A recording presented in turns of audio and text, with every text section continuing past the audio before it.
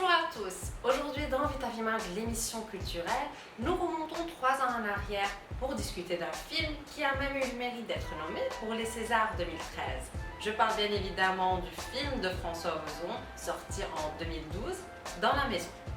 Pour tous ceux qui n'ont pas vu le film, arrêtez tout, allez le visionner et revenez vers moi. Pour les autres, c'est parti. Pour commencer, je me permets une rapide synopsis de l'histoire. Dans ce film de François Ozon, nous revoilà des élèves parmi d'autres qui occupent les bancs d'une classe de seconde du lycée Gustave Flaubert. Une classe moyenne, surtout en ce qui concerne les cours de français. Et tout débute quand le professeur, M. Germain, joué par Fabrice Luchini, donne comme devoir à ses élèves une rédaction dont le sujet est le suivant: racontez votre week-end.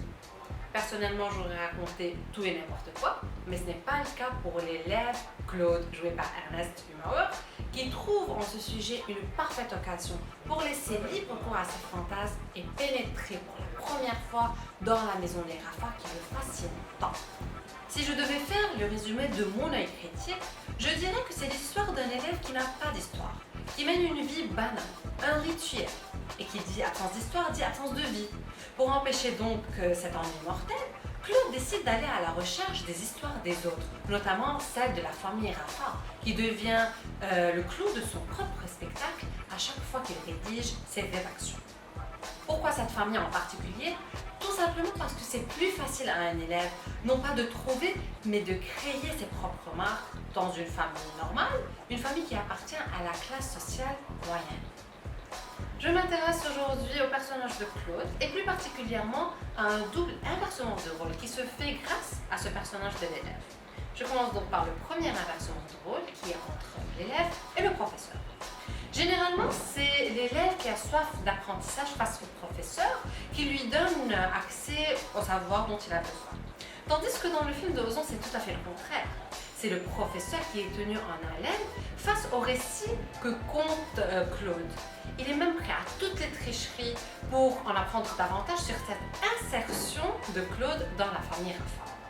Claude tient donc en ses mains tout le pouvoir du récit. Le second inversement de rôle se fait entre Claude d'une part et le scénariste d'autre part. C'est grâce au fantasme de Claude que l'histoire s'écrit. Parce que imaginez-vous que ce jour-là, Claude ait décidé de rendre une copie de rédaction normale, comme tous les autres élèves. Le film n'aurait jamais eu lieu. C'est d'ailleurs même grâce à lui que nous, spectateurs, avons accès aux coulisses du scénario, au brouillon écrit par Claude et corrigé par M. Germain. Je vous donne un exemple. Quand Claude voulait se débarrasser de son ami Rafa, à ce moment-là, Rafa vient, il découvre la relation qu'entretient sa maman avec son meilleur ami et part se suicider. M. Germain qui dit ceci n'est pas du tout d'accord. On ne se débarrasse pas d'un personnage si facilement par le suicide, surtout quand il n'y a pas de raison valable. Dans la scène suivante, nous retrouvons Rafa dans la scène, il fait partie de l'histoire comme si de rien n'était. Encore un point, remarquez l'érotisme qui existe dans l'histoire. C'est un érotisme digne d'un élève de 16 ans. On n'en fait pas trop, on n'en fait pas peu, on en fait tout juste de quoi aiguiser les papilles d'un élève de seconde. Si je devais tout de même faire une petite critique négative, je dirais qu'à plusieurs moments, les actions du film sont prévisibles et nous devinons facilement ce qui sera des scènes suivantes.